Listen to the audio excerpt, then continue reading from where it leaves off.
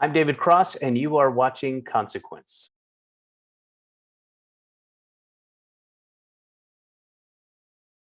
Hi, I'm Liz Shannon Miller with Consequence, and Hi, I'm I'm David here. Cross. Go Yep. ahead. Well, let's try that again. That's I'm Liz okay. Shannon. I'm I'm David. Hi. Oh, all right. go I'm going ahead. to intro, and then you follow up. Did you want me to? I thought I was going to tell. Okay. Oh, then I say my name. I got it. I got Yes. it. I got All it. right. Hi, this is Liz Shannon Miller with Consequence, and I'm here with David Cross. Say hi, David. Hey, Liz Shannon Miller is with Consequence, and I'm David Cross, and here is Liz Shannon Miller of Consequence talking to me, David Cross, talking to Liz Shannon Miller at Consequence. I think we got it. Take it away, Liz.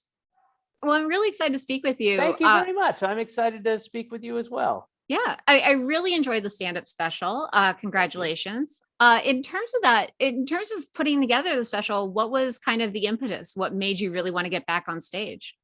Well, there's two parts to that answer. The impetus to do the special was because I was supposed to go on tour. I had to cancel the tour, but I had all this material ready to go, and I also knew that it could potentially be a long time before I get to go out on tour, and a fair chunk of that material I wouldn't be doing again in 2 years from now, say.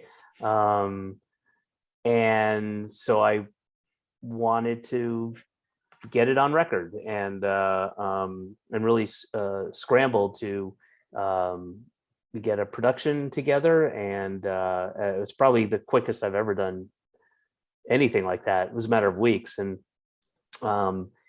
shot some of the shows at the Bell House, and then friend of a friend, edited it, and then there it is. The reason to do stand up was because I hadn't done it in a year and a half, up to the first time that I did it in the pandemic era, and it's just a truly a need that I have. I have to do it. And that's the longest I've gone without doing stand-up, I would imagine, ever, since I started doing it. Yeah, I talked to you several years ago, and I think during that interview you mentioned that you feel like stand-up is one of the most divisive things you do. Oh, easily, yeah. What's important for you about continuing to do it in that respect? Well, I mean, the divisive thing is just a byproduct of it. That's just who I am and what it's turned out to be, and that kind of presented itself fairly early in my career. But that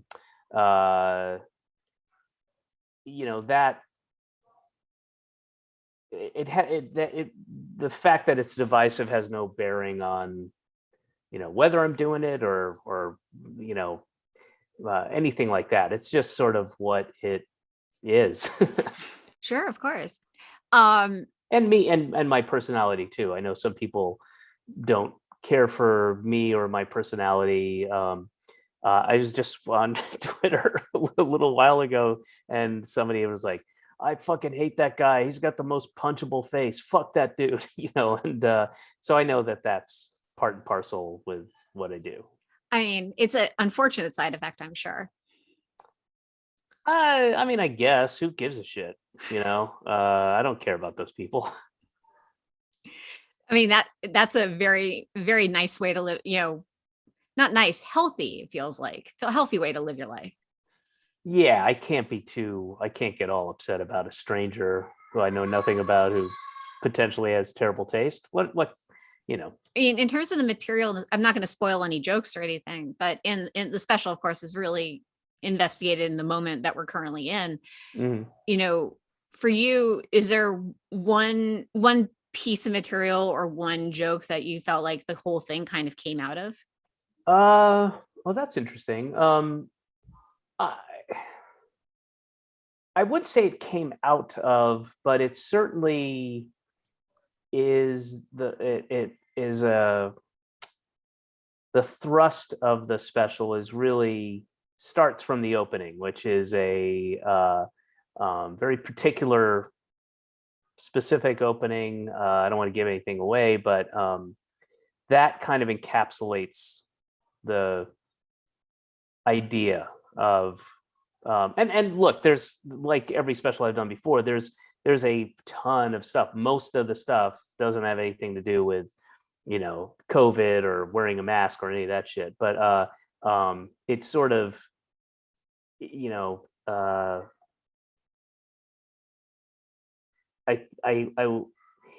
it was, when I'm putting sets together, that's just sort, for me at least, I tend to speak extemporaneously in the beginning on when I'm developing stuff, and that's just sort of the nature of my approach to getting material. And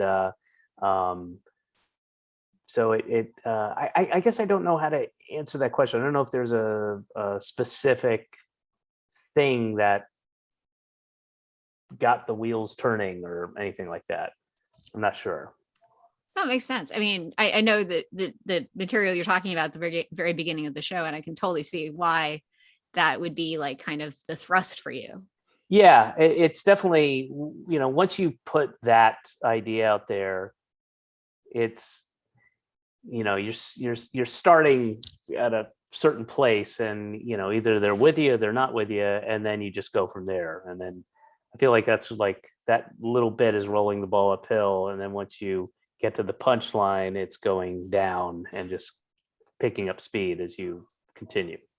Well, it's an interesting way of coming at a comedy special, because I feel like there are probably two schools of thought about it. One is, oh, I want to welcome people in and like slowly get them on my side, and then the other version is, I'm just going to really put you in it right now and see how you react. Yeah, that's exactly correct. That would be, those are certainly two approaches that I've done both, and sometimes I have really goofy, silly openings. And like the last special was that the one, is that the spoon one? No, what was the last one? I don't remember, but yeah, like 2 specials ago, I had a fairly well-known Spoon song, and I asked Britt Daniels to alter the lyrics halfway through so that people in the audience be like, "Wait a second, what's happening? I know the song, but that's a different thing." And that became the intro. And then 3 specials ago, I had a kid come out. Every place I went, I hired a kid actor, put a bald cap on him and glasses like an 8-year-old boy, and then I gave him a script, and he came out, and the kid would be me doing some of my material, and then leave in a huff, a profanity laced huff, and then I'd come on and sing a song. So yeah, they're all different, but this one I think is my favorite opening ever. It's pretty. It's definitely a you're with me or you're not with me way to open a show. Absolutely. It's interesting to talk to you about this, just because I don't know if I'd gone back a couple years and told myself, of all the battlefronts that COVID's going to be fought on, like comedy is going to be a big one. Yeah. It feels like it's become a weird place for that. Yeah, I mean, that's just the nature of comedy, though. You're commenting on, a lot of what comedians do, or specifically stand-ups, is comment on what's going on, the times. Some people don't ever approach that, but a lot of people do, and that's in part of a comedian's job. So, I mean, that being said, do you feel like the climate today is different from, say, where it was like even just like just before the pandemic? I mean, it stands to reason, right? Right. I would imagine so. I unfortunately won't really know. I mean, I was supposed to be on tour right now, and I will always regret not being able to do this set in particular in places that are not as left leaning as Brooklyn, New York. And like the idea that I'm not going to get to do this set, in Oklahoma City, or Ames, Iowa, or you know, a place that might not be, might be a little redder, as it were, is I'll always regret that. I mean, this set in the panhandle of Oklahoma would have been really something to experience, Of course. I mean, I'm sure you're basing that on past experience doing material in those areas. Mhm. What kind of reactions have you gotten? I mean, for the most part, certainly in the last 10 years, I mean, people know, 90% of the audience knows who I am. They're amenable to it. That's what I do. And that's why they got in their car and came to see me and, paid for a babysitter and all that stuff. But, you certainly still get people who are like, especially if you go to some of the places I haven't done or, yet, or some of the smaller places, and they're like, hey, that guy from that thing that I love is in town, let's go see him. And they're not familiar with my material. And then you get people who are not happy, but yeah, I'll miss having the opportunity to do this set in the South and Texas, and Talk me through a little bit about the distribution, just because it seems like it's pretty much self-distributed. completely 100%. Yeah. That's fantastic. I mean, and it's not your first time, playing with like this sort of distribution method. Mhm. What is it that's important to you about being able to do that? Two things. One was more important with this particular project, but the two things are, one is I control everything and I get to own it in perpetuity, and that's important. My Netflix special, my Epic special, those are kind of lost to the algorithm. It may not ever show up on your thing because you didn't like a comedian that's kind of similar or whatever in the same vein or any whatever. So it just sort of lost. And then the other thing that was even more important than that is the turnaround. I shot this on November 7th and 8th, and literally 3 months later, it's coming out. And if I were to go on a streaming service for something that I shot in the end of 2021, when I was shopping it, a lot of the response was like, well, we really don't have anything until third quarter of 2022. And, and one said, we are so backed up because of the pandemic, we don't have any slots until 2023. It was like, fuck that. So that made the decision very easy. And I was like, fuck it, I'll do it this way. And it's good. It'll be there forever, Yeah, I mean, owning the rights, like, especially I think nowadays we're seeing people look back on decisions they made about their rights ownership years ago and like regret them. Yep. I feel similar. And that's why all of my material is now an NFT. Because I believe in pyramid scams. Oh Lord, sorry, I'm just gonna go. Was there any just I believe there's at least one joke in there about Joe Rogan. There's a reference, yes. There's a reference to Joe Rogan. Yeah. How do you feel about Dr. Joseph Rogan? Dr. Joseph Rogan, my apologies, yeah. Of course. Was there ever any question in your head about, do I need to name drop him in this bit? Well, I never really thought of it as name dropping. I think there's a connotation that name dropping is somebody trying to, impress you with going like, yeah, I was I shared an Uber with Charlie Rose. Well, that's not, that's a bad thing. But yeah, it's not a name drop necessarily. It's a reference that doesn't need to exist. It wouldn't make the bit better or worse if it was in there or not in there. It's just a little thing I riffed and decided to keep in. Cool. So in terms of, what everything you've got going on, I was among many people who loved you in Station 11. Oh, thanks. That was really, I was deeply impressed and moved by that show. It was really cool. I loved it. No, I mean, it seems like it seems like even when you were inside it, it's like a really special work. Yeah, I mean, I kind of knew. I met with Patrick, the writer showrunner, a number of times. I was lucky enough to hang out and talk with him, and uh, he's amazing. And I never saw a script past my episodes, and I didn't. Um, things changed from what I had read up to what I was shooting, and I didn't really. I had not read the book, and I didn't have outside of what people helping fill me in, like Patrick. I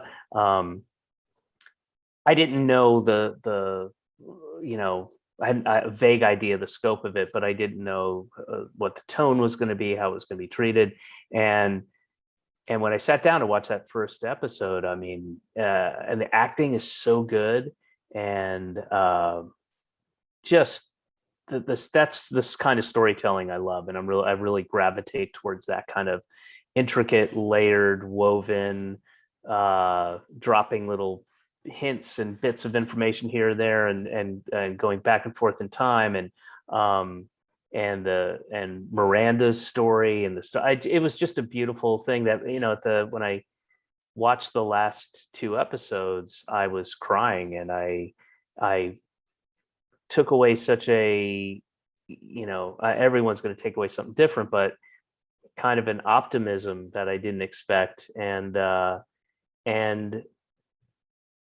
it makes a really important and beautiful statement about how important and beautiful art is, and art will be lasting, and art resonates, and it's powerful, and it's needed and necessary. And I don't know if that was their intent or that was just part of something they taught, but that's one of the things I took away from it that really moved me. And I just thought it was such really well done and a great story. And I was a tiny little part of it, and I kind of came in, did my stuff, and then left, and 90% of it I didn't know how it was going to look or play out. It was just a great experience. Wonderful. You're gonna make me cry, I think, talking about it. Because I also cried during the finale. This is a random question, but I know, of course, your wife Amber was working on Y: The Last Man over the last couple of years. Were you guys ever essentially working on two apocalypse shows at the same time? Yeah, we absolutely were. We were locked. We were stuck in Toronto, and I mean stuck. We were locked in, and they called it stay-at-home orders. But and I think I addressed that briefly in the special. But it was a extremely difficult time.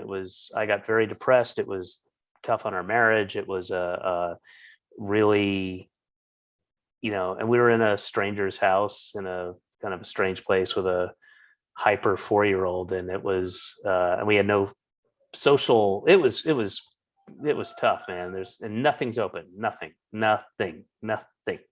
You can't go anywhere. You can't do anything. It was really difficult. And my wife was able to work, and I was able to pick up a little work here and there, but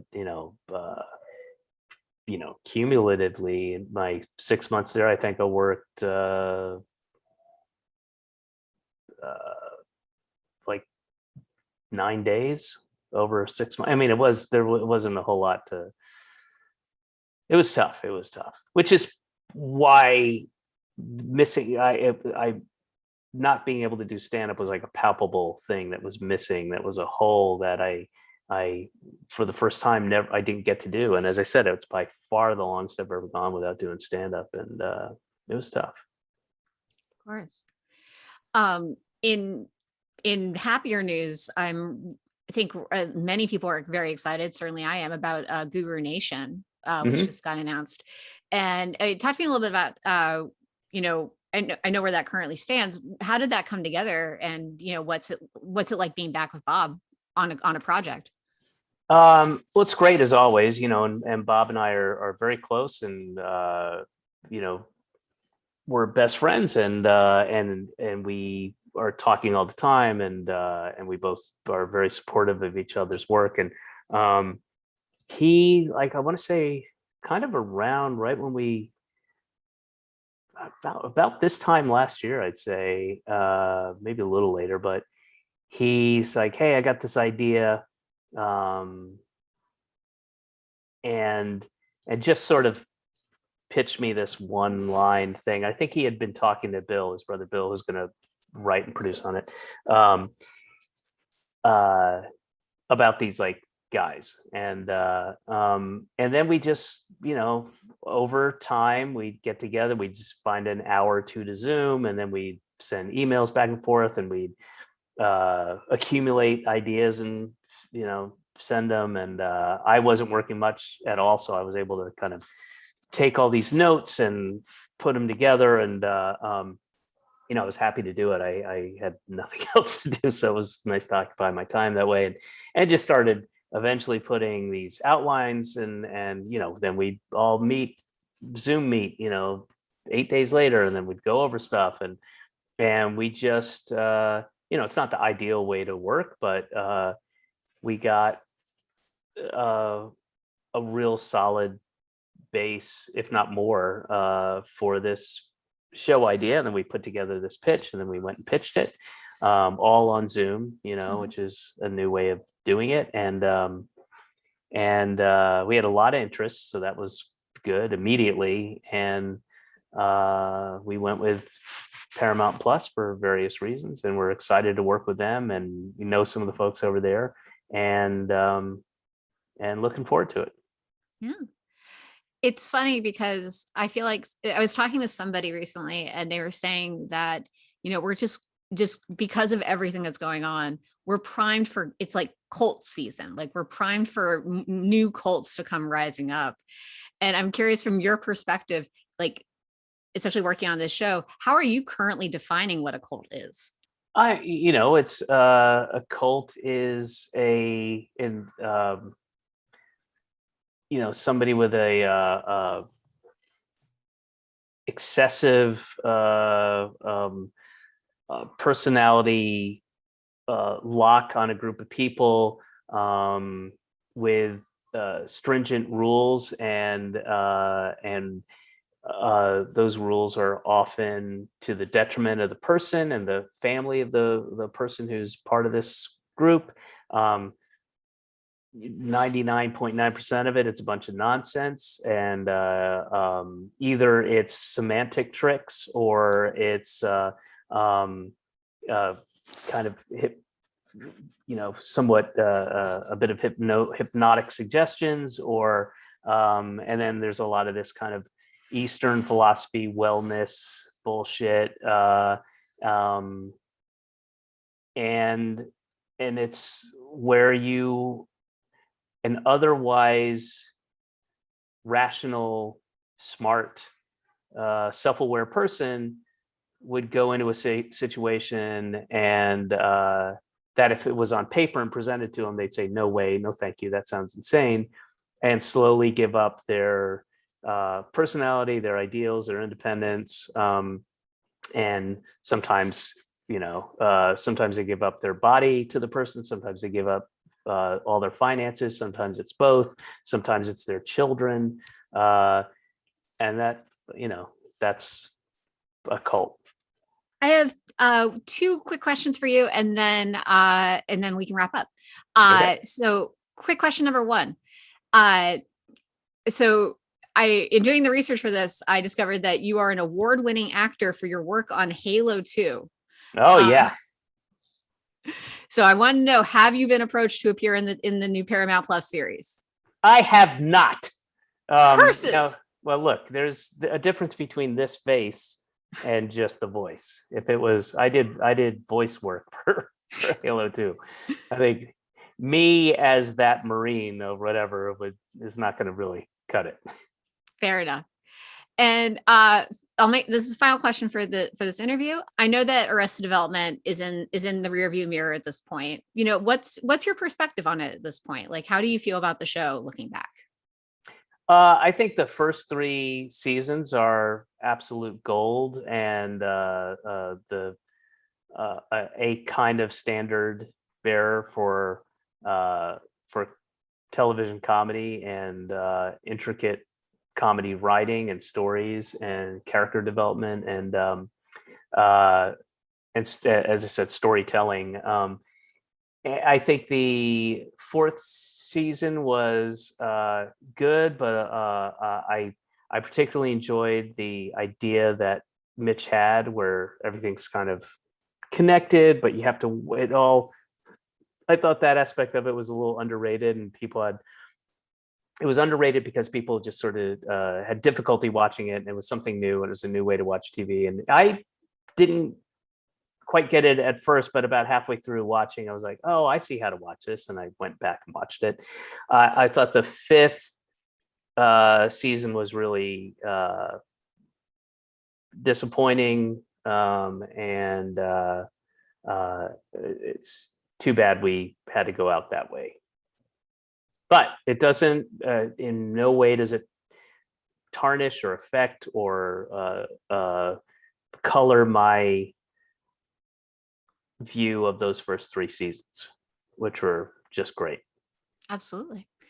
Well, thank you again so much for your time today. It's been such a pleasure speaking with you. You got it. And please say really quickly where you can watch the special. Oh, yes, you can see it's called David Cross, I'm from the Future, and you can watch it at officialdavidcross.com, which is my website. It's got all this stuff on there. So go there and you can get a ticket, as it were. I'm from the Future, officialdavidcross.com. Excellent. Thank you so much. Thanks, Liz. And please use that opening.